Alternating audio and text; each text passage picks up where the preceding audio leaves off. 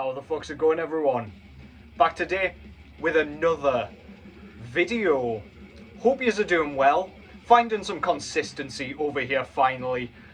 Today, I thought I would come back with a vid that I just kind of came up with today. I was just kind of thinking about a couple of the records that I've gotten in recently. And I was thinking, like, a lot of these records I've been waiting for ages.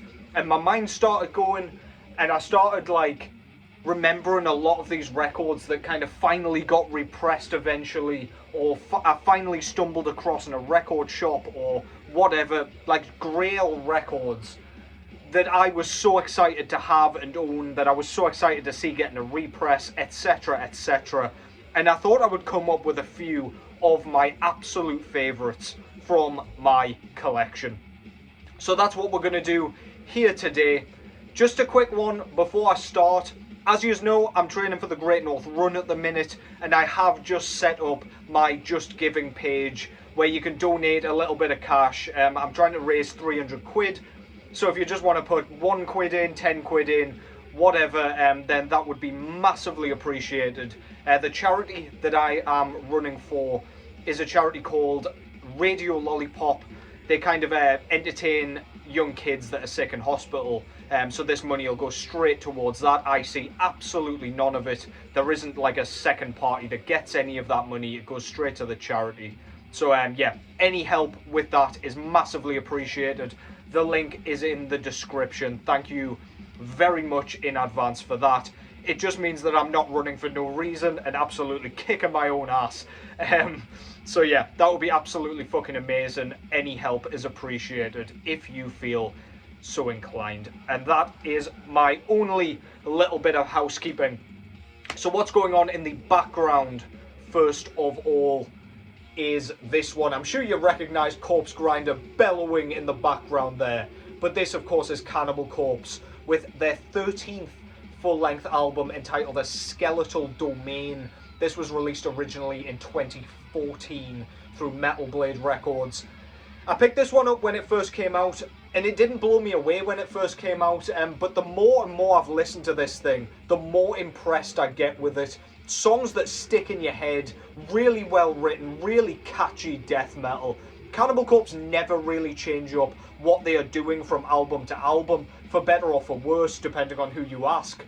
But yeah, this is Cannibal Corpse doing Cannibal Corpse, but the songwriting is so stellar.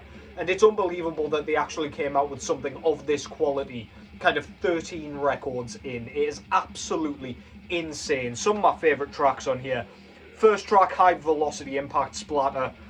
Kill or Become, Hack All Their Heads Off, so cool. Headlong into Carnage and The Murderer's Pact are two great tracks leading into one another. And of course, Ice Pick Lobotomy, two absolutely stellar stuff. If you like your death metal, obviously you know Cannibal Corpse. If you like Cannibal Corpse, this is one of their better modern releases. A Skeletal Domain. And let's kick things off. So how many records have I got here? 1, 2, 3, 4, 5 records. So that's quite handy. I didn't really count nor think about it before I picked these out. But yeah.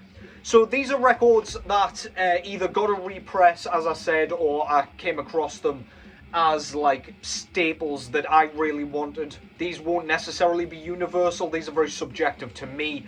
But I was and am thrilled to have all of these. Mostly death metal here, but we've got one kind of blackened record thrown in to the mix as well. But the first record that I've picked here is this one.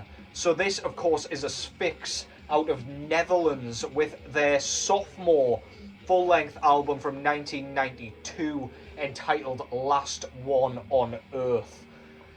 So this record, as you probably already know, is a brilliant death doom release. Really fuzzy guitar tone, and one of the heaviest guitar tones I've ever heard to date. Put Electric Wizard and Mortician alongside this one, and you've got the three kind of most crushing guitar sounds slash bass sounds that you can get in extreme metal. Martin Van Druenen's vocals are really pained wails and moans. Sounds like he's having barbed wire wrapped around him and being dragged across the desert by a horse. He sounds like he's in so much pain, having his toenails pulled off very slowly with tweezers. So cool. The riff writing on here, despite that kind of restrictive doom metal guitar tone, the riff writing is absolutely tremendous. Really memorable. Some brilliant kind of more squealing guitar work that kind of comes in, especially on the track Last One on Earth, for example, where it is like a very sluggish riff, but then like there are just little alterations, little like licks within that riff that are just like, ooh, I see what you did there. That was fucking cool. I absolutely love the track Food for the Ignorant as well. Just the riff transition at the very beginning is just, oh, it just takes your breath right out your goddamn lungs, man. This finally got a repress. I had it on CD for a little while back in the early 2010s, but yeah, it took a little while for me to get the vinyl edition, and it was Nessie Media, sorry, that finally provided the goods, and it's a really nice variant as well. I'll show you the disc because it is very cool, kind of black and silver splatter there. But yeah, I'd have been happy with black vinyl, to be honest. But yeah, Asphyx, Last One on Earth, goddamn brilliant stuff, man. One of the best Death Doom records of all time. I don't think I've actually done my top 10 Death Doom records yet, so expect that one there. Spoiler alert, fuckers. Next up is a release again that I had on CD for a while when I was first kind of getting into death metal, and I wanted the record all the way through until a very kind gentleman on Instagram hit me up and said, do you want this record? I won't spin it. And I was like, holy shit, he just asked me to pay for postage, and I will never forget that. This is an absolute grail for me because at the time it was totally out of press. It has had a repress on Hammerheart Records and Agonia Records since then. But this, of course, is Pestilence with their sophomore full-length album entitled Consuming Impulse. Another band out of the Netherlands, another band with Martin Van Druenen on vocals, but this was 1989, so when he was at the very earliest time in his career. Right after Malleus Maleficarum, Pestilence came out with a more kind of death metal orientated, sort of death thrash orientated album. And this, much like the Asphyx stuff, minus the doom, is a brilliant example of songwriting, riff writing, transitions, vocal performances, some great bass work as well. Martin Van Druenen actually does bass on this one too. And my goodness, what an album. As soon as you hear the first track, Dehydrated, and all of the kind of riff transitions within that track, you know you are in for a great time throughout the rest of the record.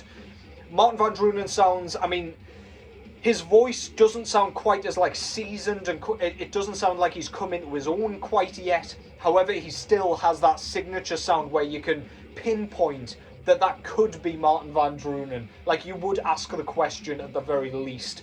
Again, pained howls that just sound like he is having the worst fucking time.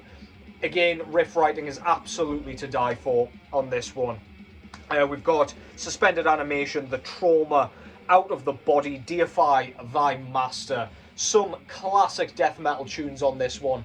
And this is kind of a little bit underrated, I would say. You don't really see this one mentioned amongst the absolute greats too often, and I think unfairly so. That's Pestilence with Consuming Impulse.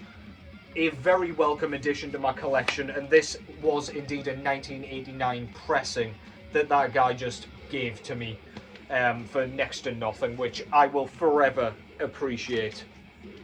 Pestilence, Consuming Impulse, 1989. Next up is a record that's just gotten a repress. I think it was last year, if I remember correctly, and I was immediately straight there. My wallet nearly exploded because of how quickly I opened it to try and buy this fucking thing. This, of course, is Niflheim with their self-titled debut full-length album, Niflheim. This came out in 1995, and this is a sheer evil, blasphemous, all divine destroying black thrash assault.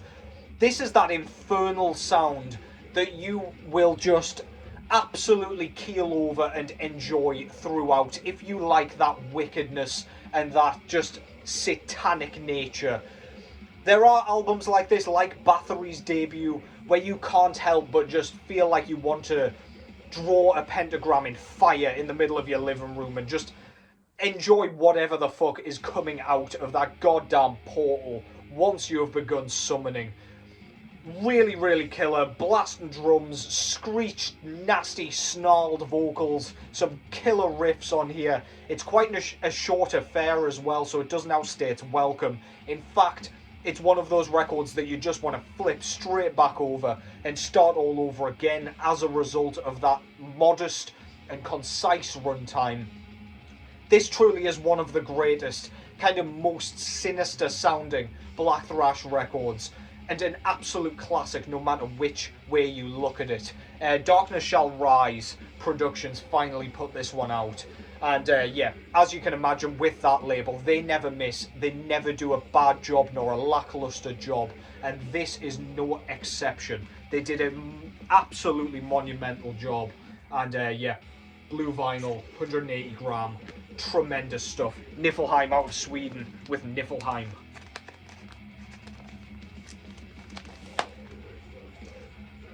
Next up, I've got one from this year.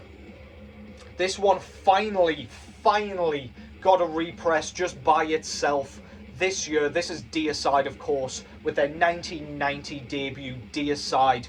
Yet another self-titled release. And this is, of course, US death metal done in the most evil sort of style, approach, however you want to see it. Glenn Benton's voice on this one is so intense and unique, with those kind of multi-layered kind of effects that are going on. So he's got those kind of horrible, just blasphemous screeches that he does, where he just does not sound human, and then he's got those kind of gruff growls and bellows that he's very, very well known for. On the records where he doesn't use the layering, that is kind of what you see as Deicide and Glenn Benton's signature. But on here, he uses both together to great effect. He sounds completely demonic over here. Great drumming by Steve Asheim or Ashim.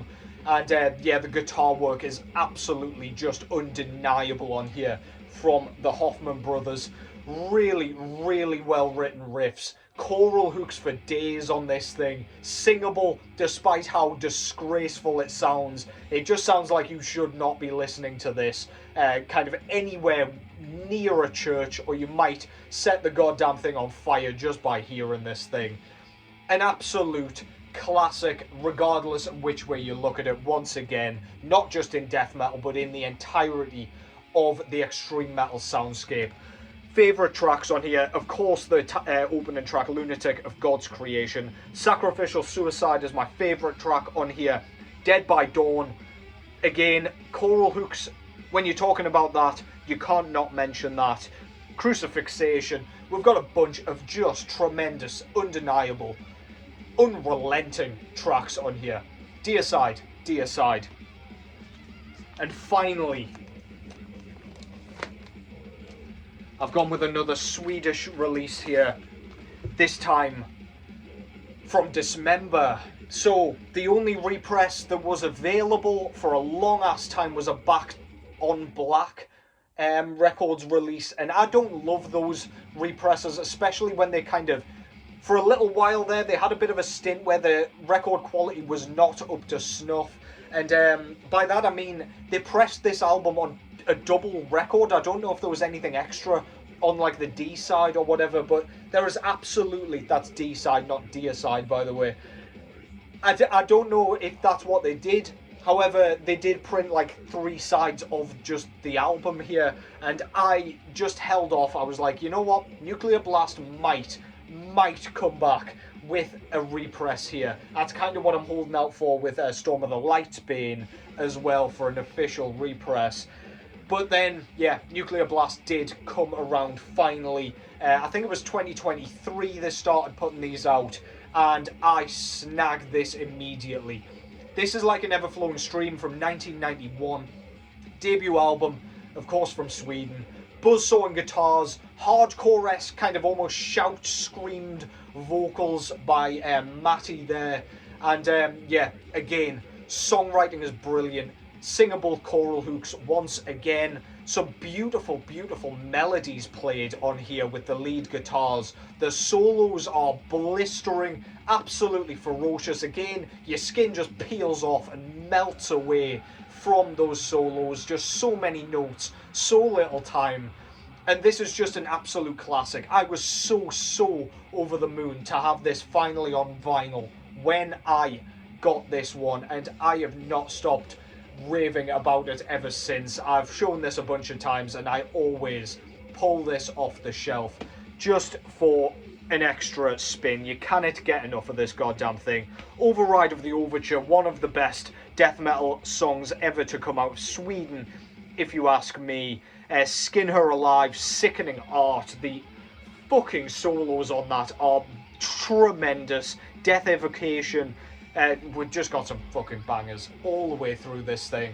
That is Dismember with Like an Ever-Flowing Stream. And that concludes that. Your boy's sweating. I've just started my annual leave, so I've got a famous headless beer over here as I listen to some tunes. Take care as always. Thank you as always for watching. Thank you in advance to anybody who does end up donating for that cause, for my Great North Run attempt or effort, I guess. That is very much appreciated. Thank you for at least listening to my piece on it. But yeah, cheers, motherfuckers. I will catch yous in the next one.